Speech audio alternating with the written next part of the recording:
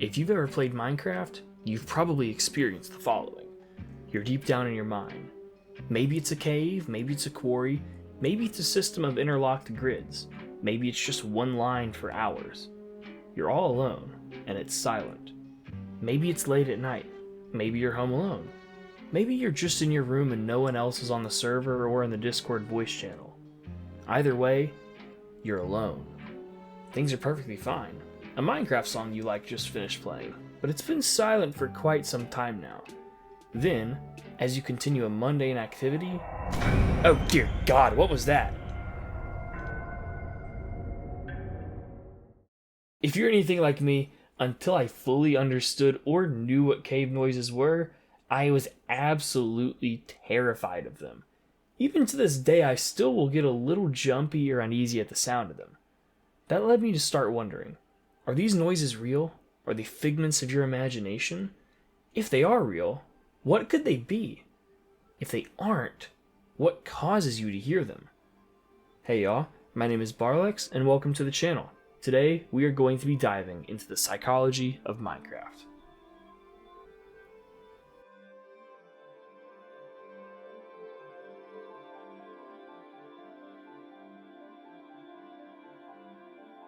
Minecraft was a very different game back in 2010. Still in its infancy, the game was still being changed every couple of weeks in drastic measures, and the community around it followed every update closely and interacted with Notch to say what they wanted to see added to the game or what they wanted to see changed. The Minecraft community in 2010 was asking for ambient sounds, like birds chirping in forests, water flowing, wind blowing, and echoes of you mining in the caves. What the community got, however, was something that still horrifies players to this day.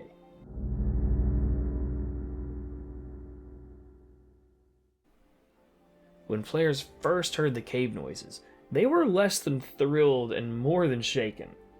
This game was already eerie enough with its moody atmosphere, limited vision due to fog, and uncertainty about what was or wasn't into the game due to its constantly changing state and the state of the internet at the time. When they were added, cave noises added something new, something sinister to the underground. There were unnatural sounds like the moans and cries of unknown creatures, explosions or clanking through the underground. Forum posts from the time really highlight just how off-putting the cave noises were and just how scared players were at the time they were added. So, if these cave noises are real, what are they? What could they originate from? Where could they originate from? We'll go down these sound by sound. For this, we hear what sounds like a whistle or a train horn. This does not necessarily sound natural in origin. It's been colloquially dubbed the train whistle sound, and that's about as close as one could get. A distorted whistle of some kind making its way toward you in the caves.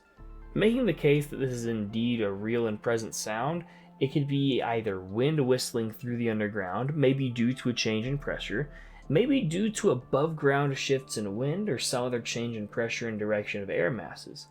As for the theories of this being a creature of some sorts, it would have to be an undiscovered creature capable of making noises we haven't yet been able to clearly identify.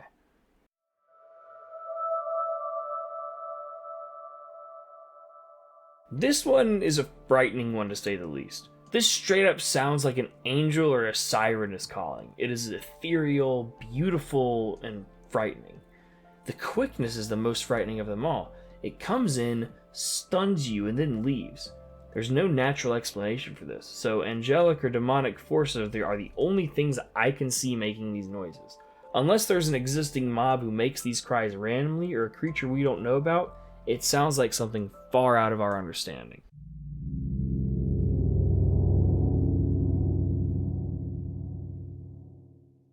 This one is just freaky. Heavy on the bass and sounds like the intro to Regular Show. There's no real explanation for that in the real world, maybe rocks rumbling, but the sound is clearly electronic or mechanical.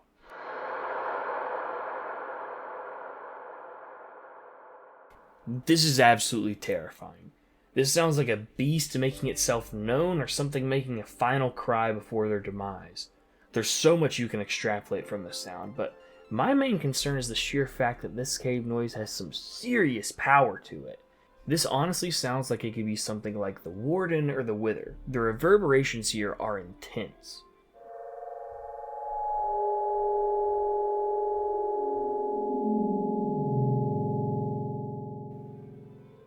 This is very similar to the third cave noise. It's something that's unnatural and unnerving. There's no explanation outside some weird geologic event.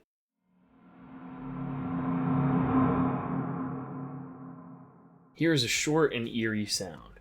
It sounds like potential shifts of tectonic plates or mechanical grinding. It's not as unnatural as others, and I would believe it if this were plates or slate shifting.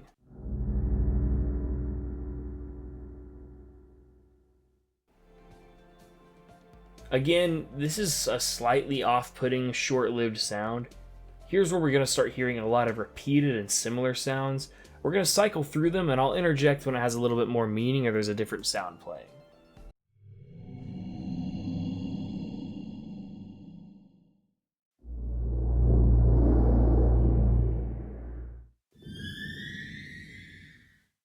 Here we have a sound that's tense. Add some high-pitched noise like a squeal or a cry. There's not many explanations within our current understanding of the game.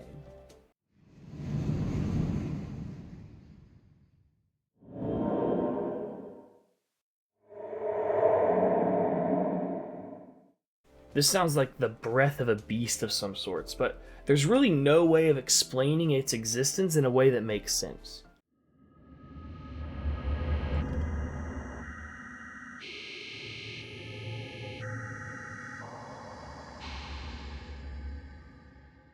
This has your typical start of a rocks moving, creepy type cave noise, but you can almost hear and feel the pulse of the world. It's like a creepy heartbeat.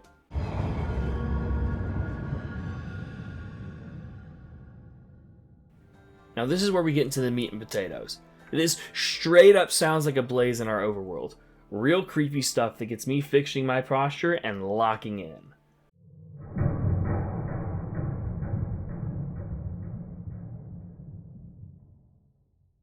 This is some knocking, like a rock is falling, a machine is starting up, or there is some massive creature sauntering around the underground.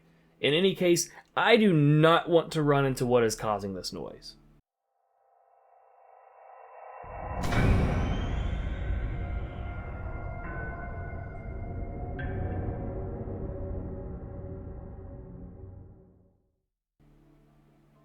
When hearing this cave noise, I swear every time I was going to run into some crazy underground structure, because this has all the hallmarks of some ancient machinery in the mines.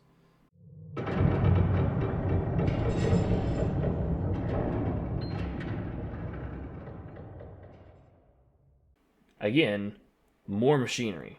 Really eerie stuff.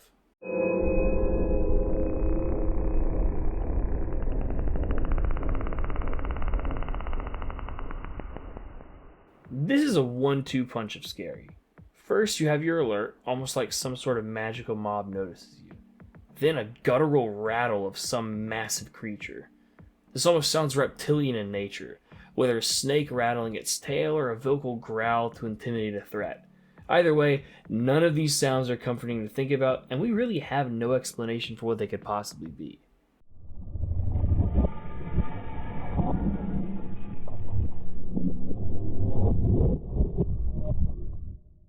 Here we have our first underwater cave noise. There's not much going on besides it being aquatic in nature, but it's still really cool. What's funny is that the following underwater sounds are .wave, and the others are .ogg. It's likely due to them being newer, but I think it's neat how we have aquatic noises in .wave.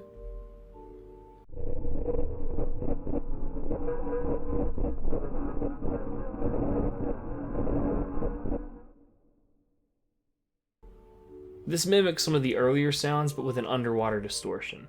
It makes them even creepier.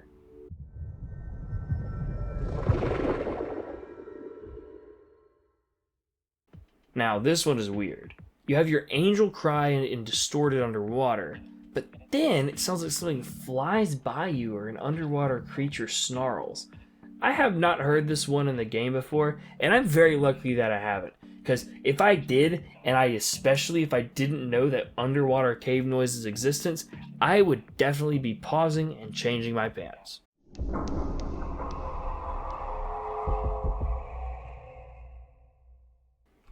This one is really neat.